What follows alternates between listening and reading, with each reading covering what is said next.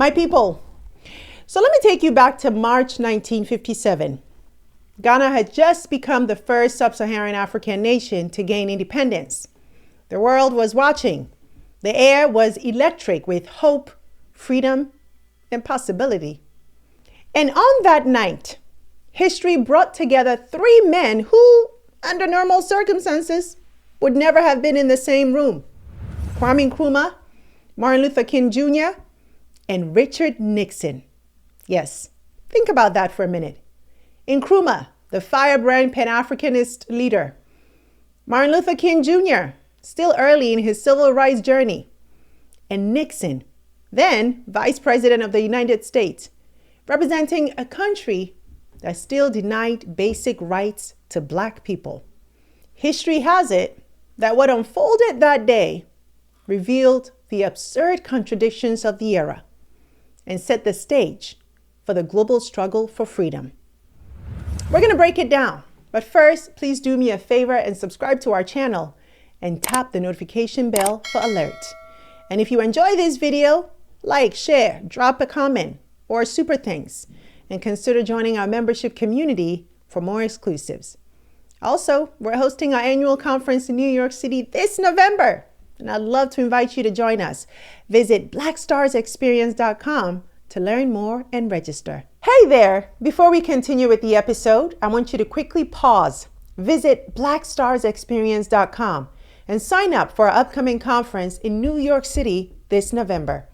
This is where leaders, allies, and change makers are coming together to open doors, share opportunities, and push the culture and the community forward. From our eye-opening discussions, expert-led sessions, to a career expo and networking opportunities, if you're serious about your career, your business, your future, you must be in the room. Because this is more than an event. This is a movement. It's about creating pathways for all of us to rise together. November 13th and 14th, New York City. Hey, don't just hear about it later. Be there. Secure your seat at the BlackStars Experience because your future deserves it. All right, now let's get back to the episode. Okay, my people, I am so excited about this story. Let's give this some context. It's March 6, 1957. The world is watching a small West African country called the Gold Coast become Ghana, the very first sub-Saharan African nation to break free from colonial rule. Now, independence here wasn't just another ceremony. This was an earthquake, a rupture in the old colonial order, a signal flare for the rest of Africa and for Black people everywhere that freedom was not only possible, it was inevitable. In Accra that night, it was electric. Over 500,000 people packed into what is now Independence Square, celebrating under the stars. You could hear drums, chants, and the word that carried across the night sky: freedom, freedom, freedom. But it wasn't just Ghanaians in the crowd. World leaders, diplomats, freedom fighters, journalists, everyone wanted to witness history.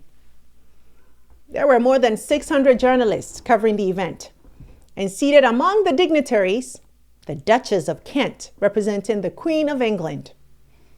Richard Nixon, then U.S. Vice President, leading the American delegation. Martin Luther King Jr., a young pastor from Montgomery, Alabama, already making waves in the civil rights movement.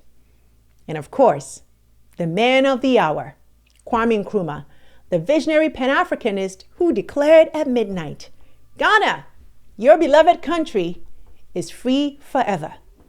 Indeed. Think about that for a second. The outgoing colonial governor, the British monarchy, American power, and a rising Black preacher from the segregated South, all in the same square, witnessing Africa's rebirth. This wasn't just Ghana's independence, my people. This was a global moment, a spark of liberation, a scene that tied together continents and struggles from Accra to Alabama. Now, I had a recent exclusive interview with Sandra Nkrumah, daughter of Kwame Nkrumah, and she revealed a magical moment from that night that perhaps changed history forever. Take a listen. What can you share with us about your father's relationship with MLK? Oh, right. Now, he was here. He visited Ghana at some point. 1957. 1957. I mean, that's very important because he witnessed the declaration of our independence. So imagine the impact it had on Martin Luther King Jr. 57, what was happening in the States at the time. He came and witnessed. So he has this beautiful sermon, Birth of a New Nation, where he describes in minute detail everything about that evening, including what our father was wearing. And he even imitates our West African accents when people were chanting freedom, freedom, freedom.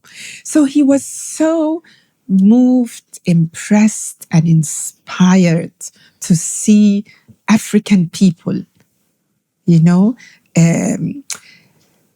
just victorious. It was a moment of absolute joy and victory. Yeah. In fact, there's a story we hear even just to symbolize the moment. We don't know if it happened or not, but we hear it often. Because on that same night, by the way, there were countries from all over the world represented to witness our independence. Yeah. And so every day the other day I found there was the foreign minister of Peru at the time. Wow. You just kind of, so I just imagined we could have a whole exhibition on that night, different reports, over 600 journalists, reports. Yeah, we can hold one, just a beautiful exhibition on all the writings of that day. But anyway, so from the United States of America, there's the official delegation led by Richard Nixon at the time.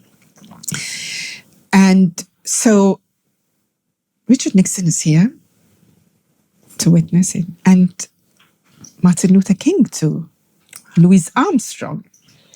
And anyway, the story goes like this, that when the fireworks were done, everything, people start cheering and dancing and celebrating. Then Richard Nixon taps a black man who was, just in front of him.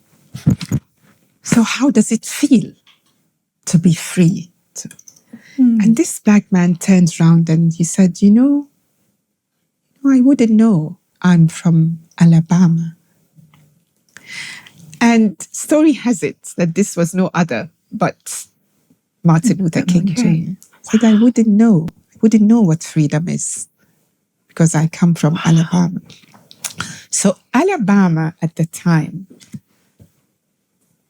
perhaps these two men would never have met in Alabama, but they met, their pictures with their wives, their spouses, their pictures for all time. They met in Accra in 1957.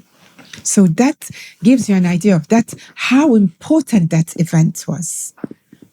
We could make things happen that didn't happen anywhere. So that sense of euphoria with our achievements, this is what we are longing for. Now that has to be one of the most striking anecdotes of Ghana's Independence Night. Richard Nixon, standing there as the face of the American establishment, turns to a black man and asks, "How does it feel to be free?" And the man replies, "I wouldn't know. I'm from Alabama." And that man was none other than Martin Luther King Jr. Ooh, let that sink in. In Accra, MLK was celebrating the birth of a free African nation, while back home in America, he himself was still denied full freedom. That moment, outside U.S. borders, on African soil, deepened his fire for justice. And when he returned to Montgomery, the very first sermon he delivered at Dexter Avenue Baptist Church was titled, you guessed it, The Birth of a New Nation. And in it, he reflected on Ghana's struggle and declared, Ghana has something to say to us. It says to us first that the oppressor never voluntarily gives freedom to the oppressed. You have to work for it. And through that lens, he reminded African Americans that desegregation at home would not come through patience or charity, but through relentless determination, the same determination that had carried Ghana to independence. But this moment was bigger than symbolism, because Nkrumah's dream was beyond Ghana's independence. Nkrumah understood that Ghana's independence was not just about one nation. It was about igniting a movement across Africa and inspiring Black people everywhere. In fact, in his independence speech, he declared boldly that the independence of Ghana is meaningless unless it is linked with the total liberation of the African continent. And Samia reminds us that what her father yearned for was another 1957 moment. This is what we are waiting and hoping. We want to see another 1957. Just as Ghana declared its independence, we want to see a momentous occasion when maybe we will be announcing the Union of African States, the United States of Africa. I mean, I can't imagine what would be so, momentous, but something, this strong announcement. So that's back to that relationship. So you can imagine the impact of that visit on the civil and human rights movement in the States.